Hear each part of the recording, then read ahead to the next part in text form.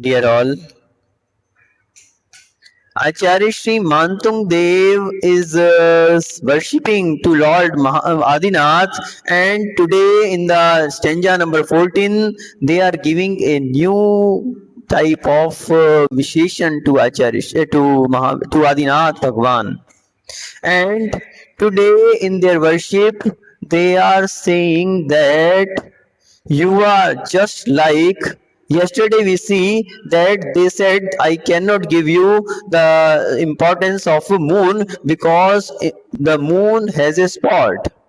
And today they are saying that you have so much virtues, and they are so much important virtues that are so bright, like the collection of digit of full moon. They are saying that like the digits of the full moon, they are your virtues, and they are much bright, and they had crossed all the three worlds. Your virtues, your qualities had crossed all the three worlds, and they are saying that who can restrict them? Who can restrict them? Though they had crossed all the three worlds, but nobody can restrict them. Why? Because they had taken the support of you. You are the Supreme Lord, and who have taken the support of Supreme Lord, now nobody can restrict him, and that's why they have crossed all the three worlds, because you are the Supreme Lord, and who is the sole, O Lord, of all the three worlds. That's why your virtues, your qualities had crossed all the three worlds. बंधुओं, परम पूज्य आचार्य गुरुदेव मानतुंग महाराज आज एक नया विशेषण लेकर आचार्य मानतुंग महाराज एक नया विशेषण लेकर आदिनाथ भगवान के गुणों की बात कर रहे हैं।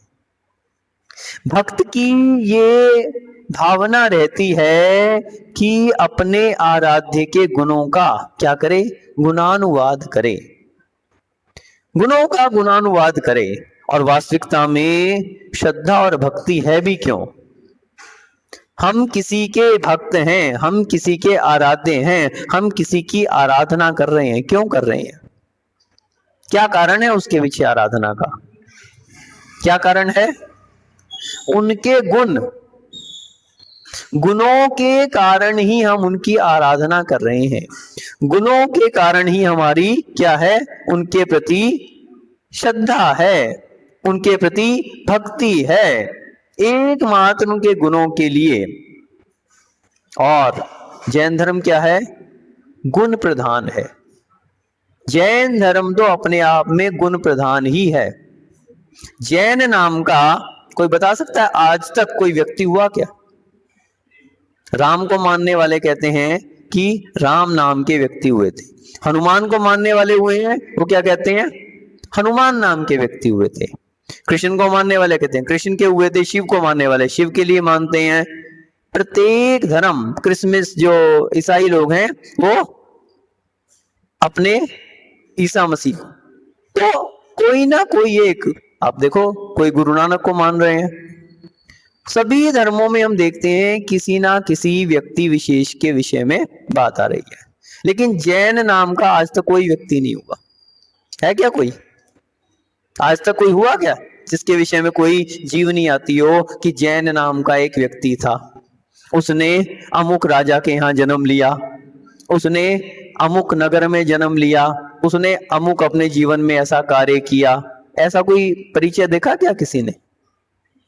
क्यों? क्योंकि जैन धर्म अनादि अनिधन है। जैन नाम का कोई व्यक्ति आज तक हुआ ही नहीं। और वास्तविकता तो ये है कि ये अनादि अनिधन धर्म है। अनादि अनिधन यानी ना तो इसकी कहीं से शुरुआत है और ना ही कहीं इसका अंत हो सकता है। नमोकार मंत्र हम पढ़ते हैं। नमो अरहंतानम, नमो सिद्धानम, नमो आयरियानम, नमो उवज्जायानम, नमो लोए सव साहुनम। मुझे बताओ अरहंतानम नाम का कौन व्यक्ति हुआ आज तक? कोई हुआ क्या? नहीं हुआ। सिद्ध नाम का कोई व्यक्ति हुआ? आचार्य नाम का कोई व्यक्ति हुआ हो, या उपाध्याय नाम का कोई व्यक्ति हुआ हो, या साधु नाम का कोई व्यक्ति, कोई भी नहीं हुआ। किसकी पूजा हो रही है? पूजा किसकी कर रहे हैं? हाँ, तो ये किसकी पूजा कर रहे हैं हम? ऐसा व्यक्ति तो कोई हुआ नहीं। किसकी पूजा कर रहे हैं? गुणों की पूजा कर रहे हैं, एकमात्र गुणों की पूजा कर रहे हैं।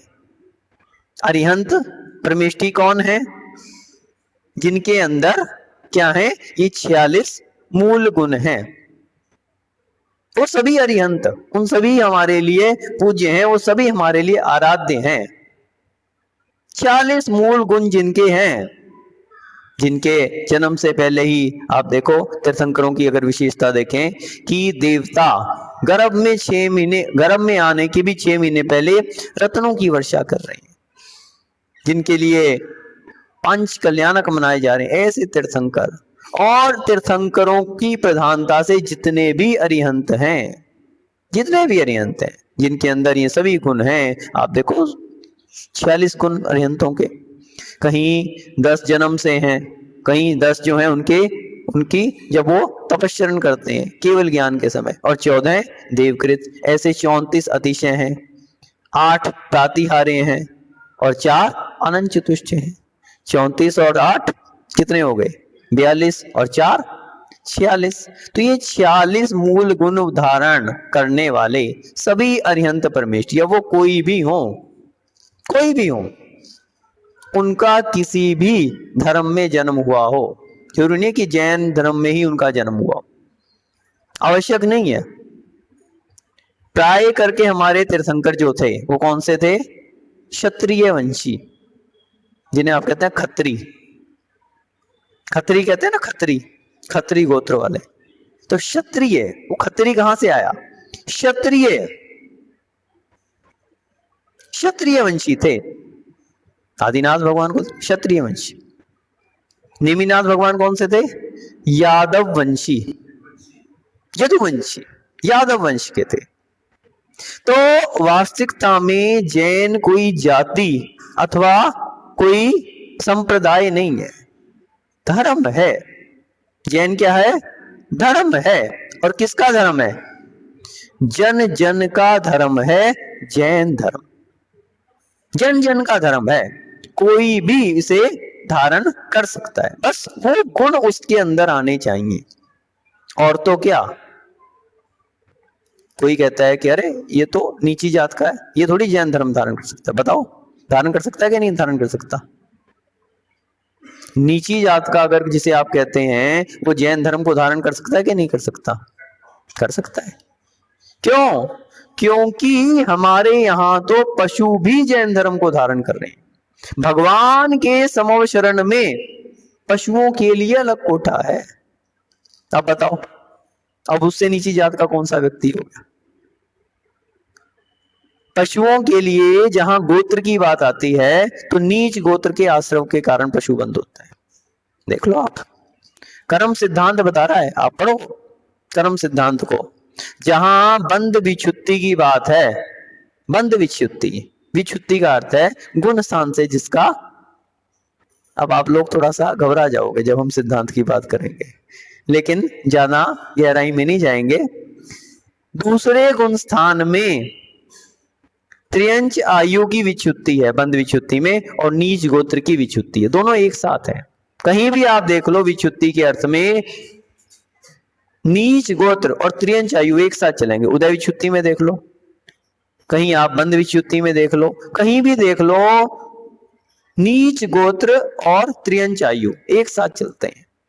तो जहां त्रियंच आयु या त्रियंच गति और नीच गोत्र जुड़े हुए हैं, तो इसका अर्थ यही है कि जो त्रियंच प्राणी हैं वो सब क्या हैं? नीच गोत्र वाले हैं। जब उनको जैन धर्म धारण करने का अधिकार है, 5वें गुण स्थान वर्ती तक पशु भी हो सकते हैं। त्रियंच भी 5वां गुण स्थान, यानी सम्यक दर्शन को तो धारण कर ही सकते हैं, 4थे गुण स्थान वर्ती तो हो ही सकते हैं, देश व्रत को भी धारण कर सकते हैं। एल्लक, शुल्लक और आरिका माता जी का भी 5वां गुण स्थान होता है, और पशु भी 5वां गुण स्थान धारण कर सकते हैं। और अगर आप गहराई में जाओ, हमारे सिद्धांतों को अगर आप सुनना चाहो, तो हम बताएं कि त्रियंचों के विषय में कि जब हम संख्या देखते हैं कि पंचम गुण स्थानवर्तियों की संख्या सबसे ज्यादा किसकी है? मनुष्यों से ज्यादा त्रियंचों की है। हमारा स्वाध्याय चल रहा है अभी आचार्य पूज्यपाद महाराज द्वारा लिखी हुई टीका, तत्व यानी तत्वार्थ सूत्र पर पूज्यपाद महाराज ने जो सर्वार्थ सिद्ध टीका लिखी है, वहां पर आचार्य श्री ने वर्णन किया है कि किस किस की कितनी कितनी संख्या है। तो जब हम देखते हैं कि पंचम गुण स्थान में मनुष्य तो कितने हैं? संख्यात हैं, गिनने लायक, लेकिन त्रियंचों की संख्या पंचम गुण स्थानवर्ती की बता रहे हैं, ये चौथे गुण स्थानवर्ती की नहीं बता रहे, मिथ्या दृष्टियों की नहीं बता रहे, एक इंद्रिय से चार इंद्रिय की नहीं बता रहे, पंच इंद्रिय त्रियंच, और वो भी सम्यक दृष्टि, और उसमें भी पंचम गुण स्थानवर्ती, उनकी संख्या बतलाई पल्योपम का असंख्यातवां भाग। कितनी बताई? पल्योपम का असंख्यातवां भाग। आपको विश्वास नहीं है, आप सर्वार्थ सिद्धि टीका खोल के देख लो। सर्वार्थ सिद्धि टीका में जहां सम्यक दृष्टियों का वर्णन आया, वहां पर पृष्ठ 24 और पैरा नंबर 45 में विशेष वर्णन आया, पैरा नंबर 46 में विशेष वर्णन आया कि किस किस की कितनी संख्या है गति के माध्यम से, और गति मागना के अनुसार वहां पर बतलाया कि त्रियंचों की संख्या पल्योपम के असंख्यात्मा भाग है। यानी कहने का भाव यही है कि जिसे त्रियंच भी धारण कर सकते हैं, और सबसे ज्यादा यदि हम देखें तो तीन लोक में त्रियंच जो है वो सबसे ज्यादा है, सम्यक दृष्टि भी सबसे ज्यादा है, और सबसे ज्यादा ही प्रतिमा यानी पंचम गुण स्थानवर्ती भी है। तो जैन धर्म को कोई भी धारण कर सकता है, गुण प्रधान ये धर्म जो हम बात कर रहे थे। अरिहंतों का यदि हम नाम लें तो अरिहंत नाम का कोई व्यक्ति नहीं है जिसके अंदर ये 46 गुण हैं, वे सभी क्या हैं?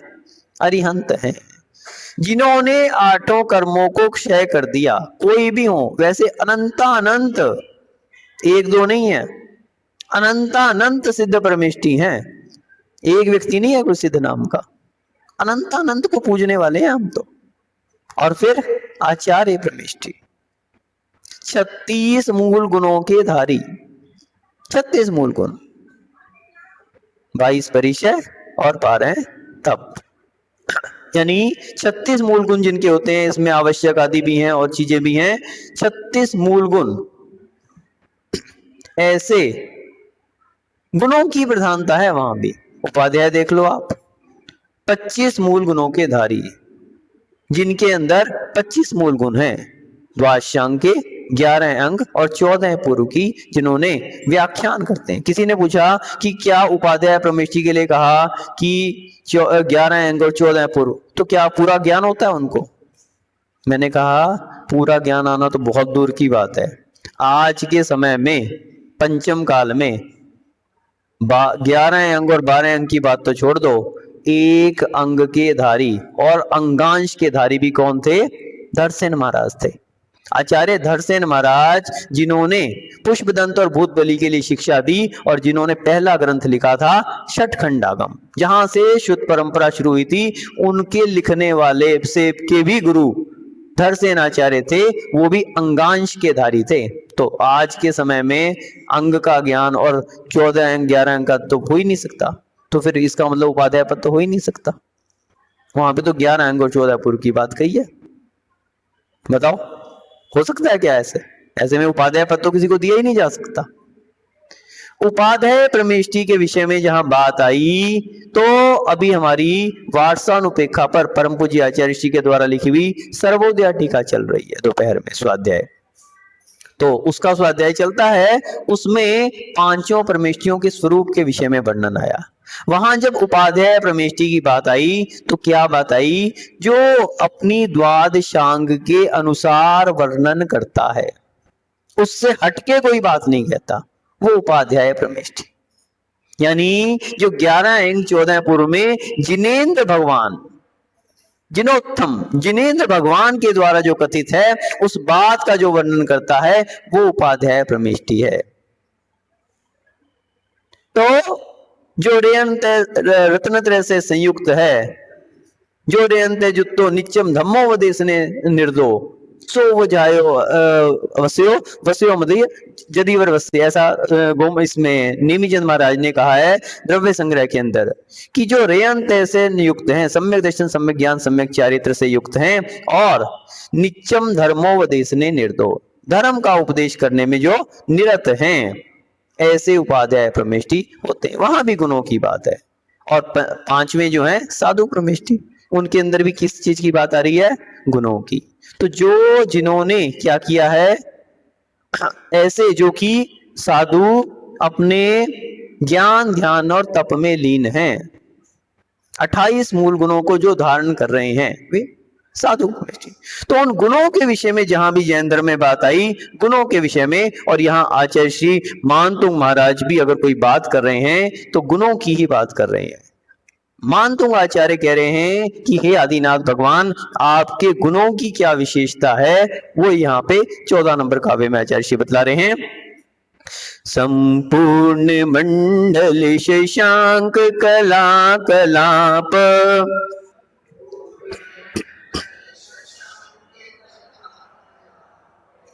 शुभ्रा गुणास्ति भुवनम तव लंघयन्ति,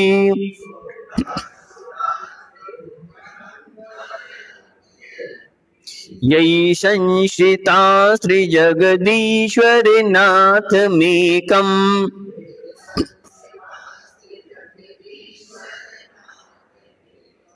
कलस्तान निवारयति संचरितो यथेष्टम।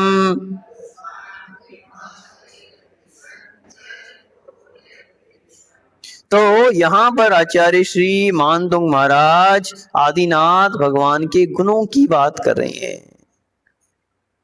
शुभ्रा गुणास, आपके गुण, क्या विशेषता है आपके गुणों की। संपूर्ण मंडल शशांक कला कलाप, बोले संपूर्ण मंडल यानी पूर्ण, पूर्णिमा का, शशांक यानी चंद्रमा, पूर्णिमा का जो चंद्रमा है और उसकी कलाएं, कला कलाप, चंद्रमा की कलाएं, एक एक दिन एक एक कला को छोड़ता जाता, उसके विषय में भी अभी वर्णन करेंगे।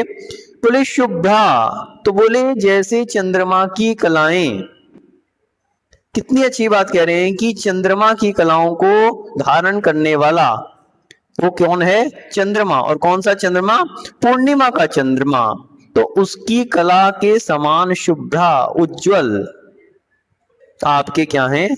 गुणास, आपके गुण हैं चंद्रमा का। और वो भी कौन से चंद्रमा का? पूर्णिमा के चंद्रमा की कलाओं के समान उज्जवल आपके गुण हैं। उज्जवलता की बात की आचार्य ने, ऐसे उज्जवल आपके गुण हैं।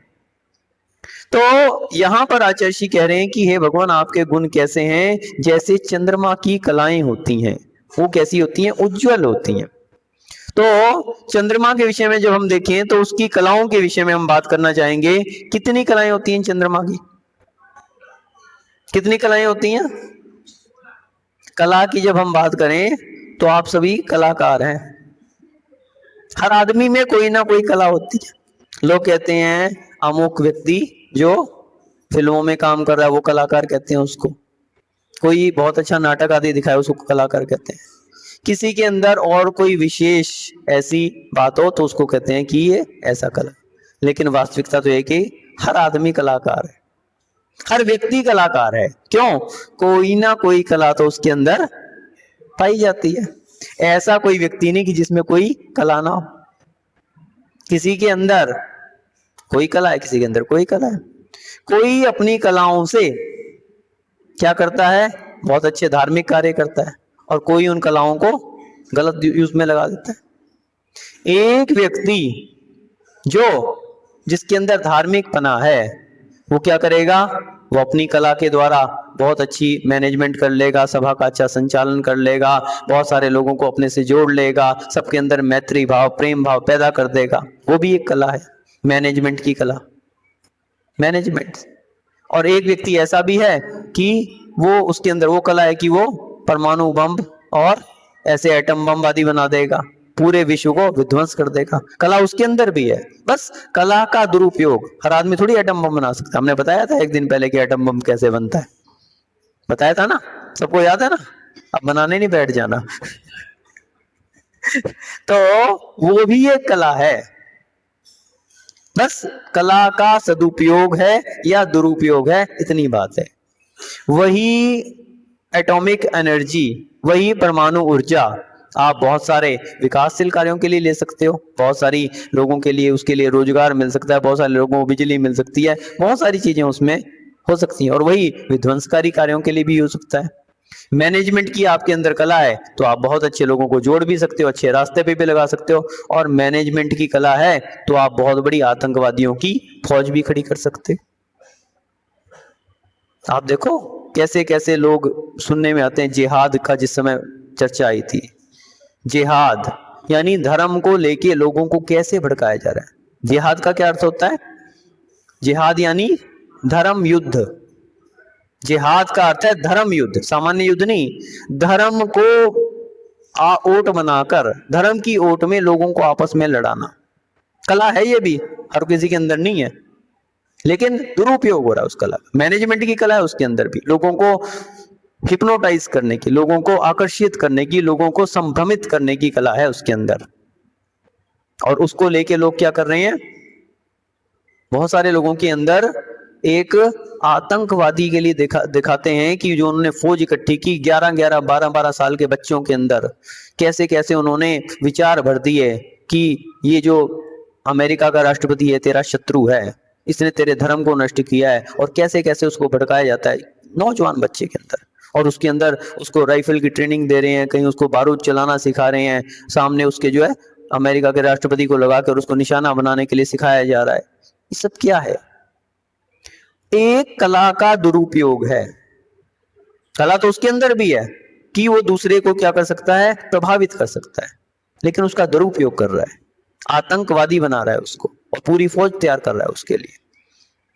तो बंधुओं, कलाओं की जब हम बात करें तो प्रत्येक व्यक्ति कलाकार है। एक शिल्प कला से युक्त है, कोई आप देखें वाणिज्य कला से युक्त है, किसी के अंदर बहुत अच्छी बोलने की कला है, किसी के अंदर बहुत अच्छी नृत्य कला है, किसी के अंदर बहुत अच्छी दूसरों को हास्य कला के द्वारा लोगों को मनोरंजन कर रहा है। प्रत्येक व्यक्ति को देखें, डॉक्टर को देखें तो डॉक्टर के अंदर कला है कि वो व्यक्ति को मौत के घाट से उतार के ले आता है। एक डॉक्टर के अंदर इतनी कला है। एक वकील के अंदर कला है कि वो फांसी पे लटके व्यक्ति को उतार के ले आता है और नीचे खड़े व्यक्ति को फांसी के तख्ते पे लटका देता है। ये वकील की कला है।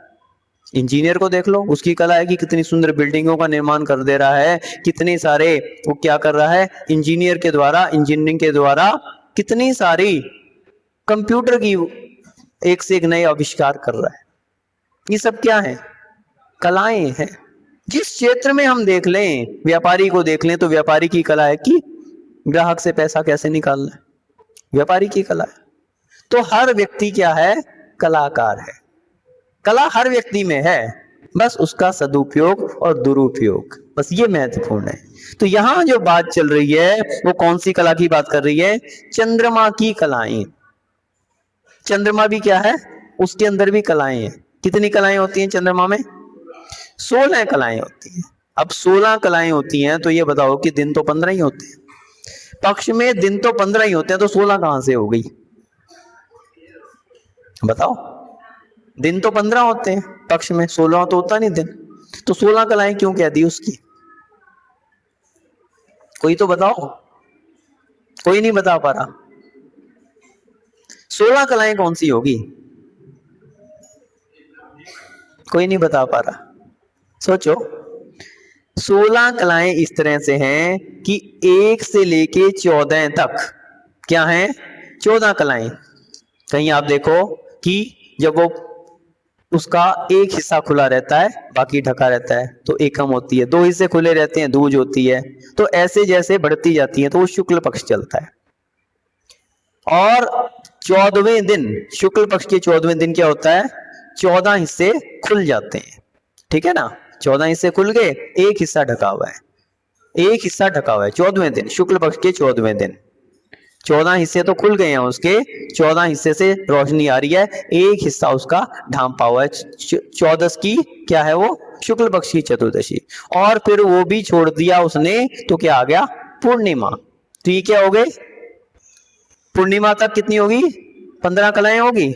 अब उसके बाद वापस उसको ढांपना शुरू किया, जब ढांपना शुरू किया तो एक कम हुआ, तो वापस वही जो 14 के दिन स्थिति थी वही जो है शुक्ल पक्ष की एकम के दिन होगी। फिर उसके बाद ढांपा तो जो 13 को स्थिति थी शुक्ल पक्ष की वो कृष्ण पक्ष की दूज के दिन होगी। ऐसे करते करते 14 दिन के अंदर उसने उसको ढांप लिया, और फिर अमावस्या के दिन क्या हो गया, उसको पूरा ढांप दिया। तो ये अमावस्या वाली कौन सी होगी, 16वीं कला होगी। आ गया समझ में 16 कलाएं कैसे होगी, यानी 14 दिन की जो 14 कलाएं, और एक पूर्णिमा की और एक अमावस्या की, एक दिन पूरा ढांपा हुआ, एक दिन पूरा खुला हुआ, और 14 दिन थोड़ा ढांपा हुआ और थोड़ा खुला हुआ। तो इस प्रकार से बतलाते हैं कि चंद्रमा की ये कितनी 16 कलाएं होती हैं।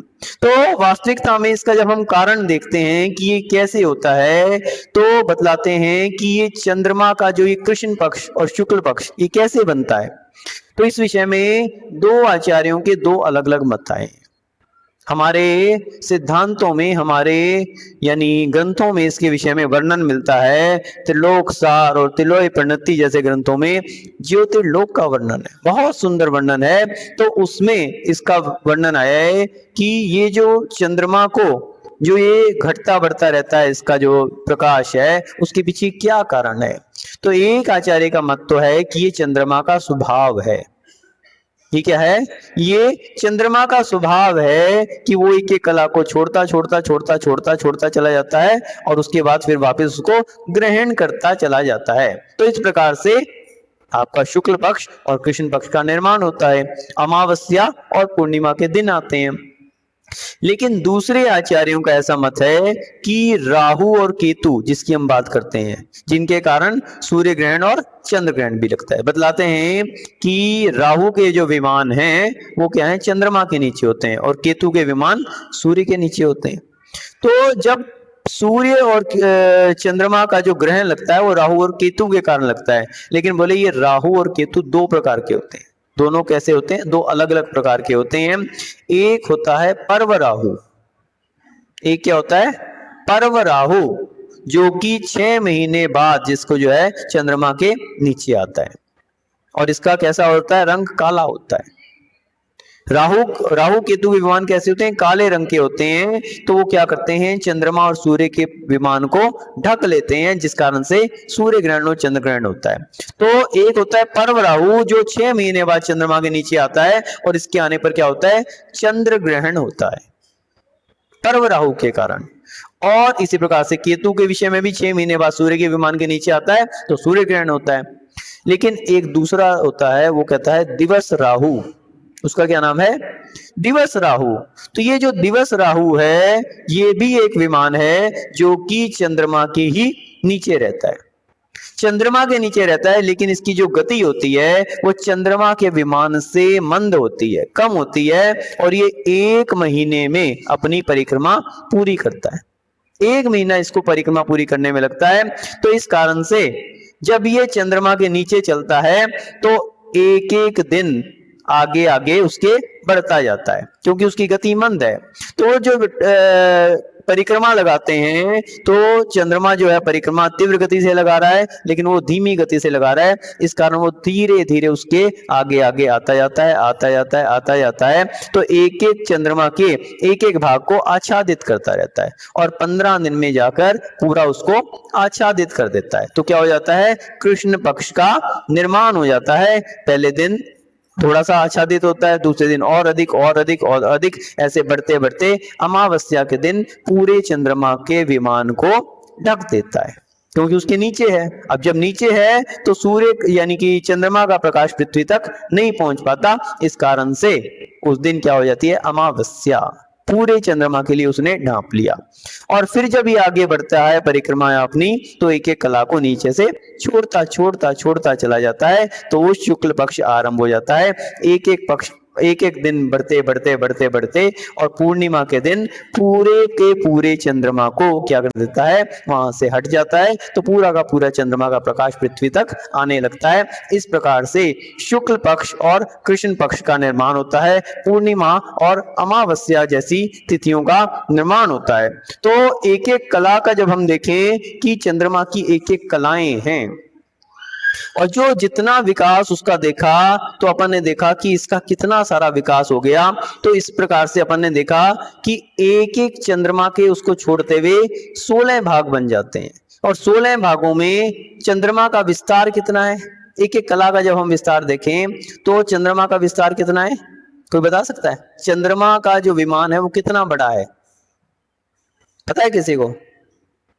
तो शास्त्रों में उल्लेख मिलता है कि चंद्रमा का विमान 56/61 योजन का है।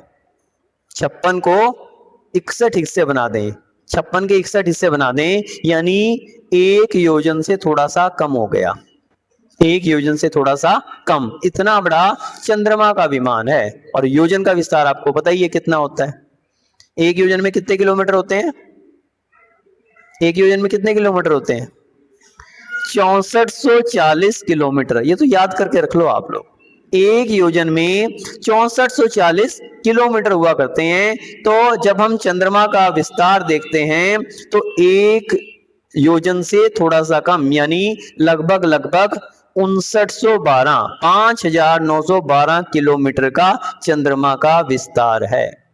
5912 किलोमीटर का लगभग जो है वो चंद्रमा का विस्तार आता है। तो इसके लिए जब हम 16 से इसको विभाजित कर देते हैं तो एक एक कला का विस्तार निकल जाता है, जो कि लगभग 370 किलोमीटर, 370 किलोमीटर की एक एक कला रहती है। इस प्रकार से हम देखते हैं कि चंद्रमा का जो है वो विमान जो है वो राहु के द्वारा आच्छादित होता रहता है और एक एक कला 370 किलोमीटर का जो है उसमें परिवर्तन आता रहता है। इस प्रकार से हमने देखा कि चंद्रमा की ये कलाएं होती हैं, 16 कलाएं। तो इस प्रकार से यहाँ पर आचार्य ऋषि उन्हीं कलाओं की बात कर रहे हैं कि हे त्रिजगदीश्वर, आप क्या हैं? तीनों जगत के आप क्या हैं? ईश्वर हैं। और आपके गुण कैसे हैं?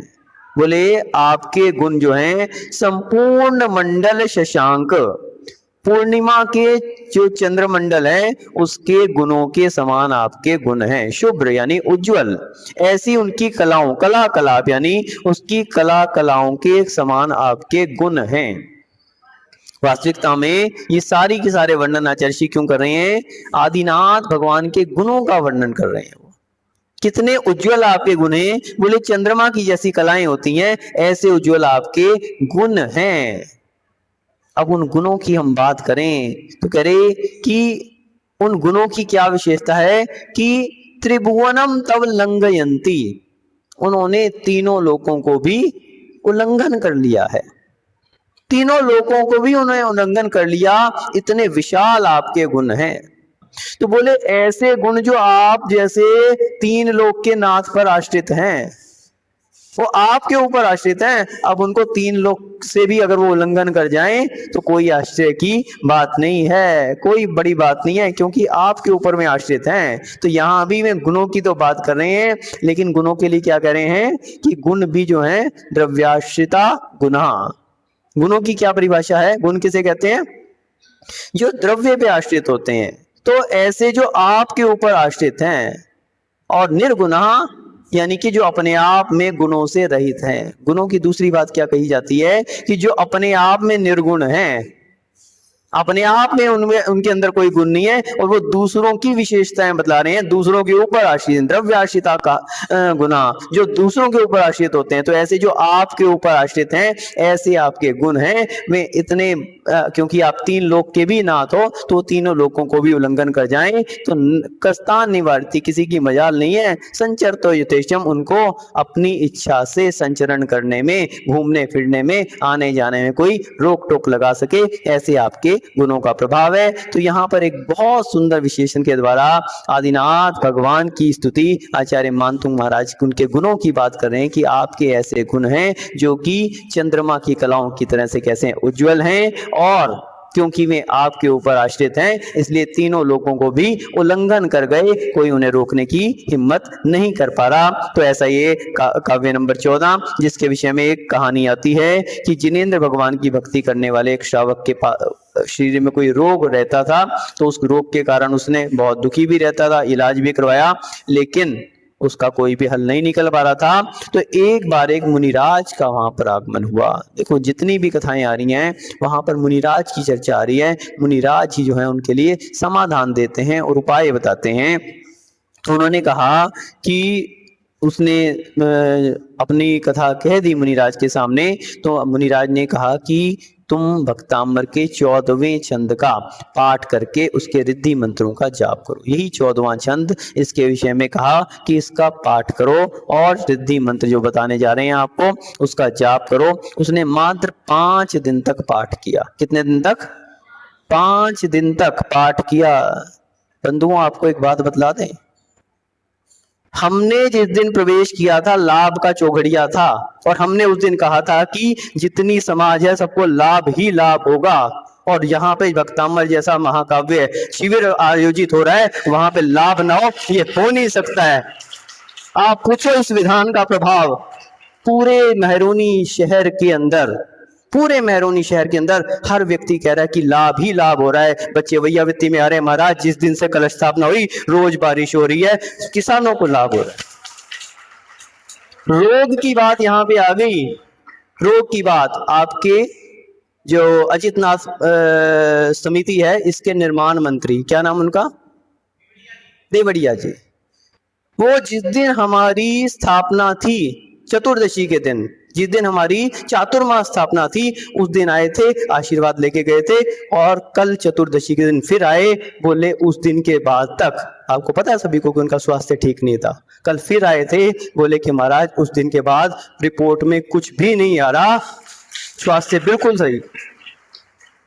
ये किसका प्रभाव है? इसी भक्तामर का प्रभाव है, इन्हीं आदिनाथ भगवान का प्रभाव है। हर किसी को यहाँ पर लाभ ही लाभ होने वाला है। इसलिए हम बार बार कहते हैं मेहरौनी का एक भी व्यक्ति ना रह जाए जो इस भक्तामर का विधान ना करवाए। देख लो आज 14 दिन निकल गए हैं, मात्र 34 दिन बाकी हैं। 34 दिन मात्र बाकी हैं, अभी भी अवसर है, अपने अपनी डेट बुक करवा लो, ये विधान करवा लो, लाभ ही लाभ इसमें होने वाला है। यही बता रहे हैं कि 5 दिन तक उसने मात्र पाठ किया इस 14वें काव्य का, और उसके शरीर की सारी व्याधि नष्ट हो गई। ऐसा इस भक्तामर का प्रभाव है कि एक बार इसका जो है उन्होंने रिद्धि मंत्र से जाप किया और उसके लिए 5 दिन के अंदर जो है रोग से मुक्ति हो गई थी। इस प्रकार से आपको यदि नश्वर से अविनश्वर शरीर पाने के लिए उसने फिर जिन दीक्षा धारण कर ली और समाधि मरण प्राप्त कर लिया, ऐसा इस भक्तांबर का प्रभाव है। और ये मत सोचना कि मात्र 14वें काव्य की बात है, 1 से लेकर 48 तक सभी काव्य, सभी के सभी जो अर्घ हैं वो आपके विधान में चढ़ाए जाते हैं। ऐसा नहीं कि मात्र आज के दिन का मतलब है कि 14वें दिन का रोग से संबंधित है। प्रतिदिन जो विधान हो रहा है उसमें मात्र 14वें काव्य का नहीं चढ़ाया जा रहा, पहले से लेकर 48 तक सारे के सारे अर्घ एक साथ चढ़ाए जाते हैं। तो किसी दिन भी आप विधान करा लो, आपको सभी की सभी प्रकार के लाभ अपने आप से प्राप्त होंगे, चाहे वो रोग से संबंधित है, चाहे वो धन संपत्ति से संबंधित है। और अभी तो कलश स्थापना हो गई है, उसमें जो मंत्र जाप चल रही है, ओम ह्रीम श्रीम क्लीम एम अरहम नमः, सब कुछ आ गया इसमें। ओम में पंच परमेष्ठी आ गए, ह्रीम में 24 तीर्थंकर आ गए, श्रीम में लक्ष्मी की बात आ गई, क्लीम में क्लेशों को दूर करने की, रोगों को दूर करने की बात आ गई, और अरहम परमेष्ठी में अरिहंत भगवान भी आ गए। धर्म का भी लाभ है, शरीर का भी, आपका स्वास्थ्य का भी लाभ है, लक्ष्मी का भी लाभ है। ऐसा मंत्र जो है जाप चल रहा है।